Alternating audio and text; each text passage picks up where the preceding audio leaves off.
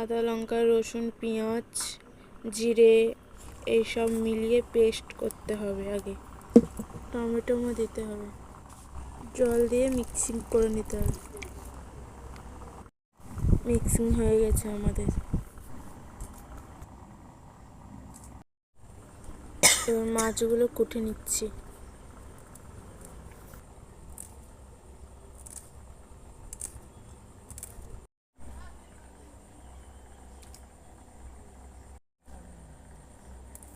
কোটা হয়ে গেছে, এবার ধুয়ে আনতে হবে।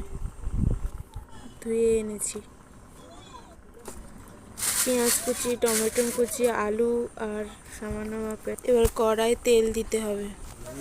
তেলের মধ্যে পেঁয়াজ কুচি দিয়ে দিতে হবে। এবার পেঁয়াজ কুচি দিয়ে নাড়িয়ে বাদামি টাইপের হবে। তারপরে এবার ভালো করে নাড়তে হবে।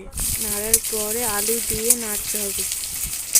এবার নাড়া হয়ে গেলে যে পেস্টটা করেছিলাম ওই পেস্টটা দিয়ে দিতে হবে মিক্সচারে। পেস্ট দেওয়া হয়ে গেলে নাড়তে হবে আবার।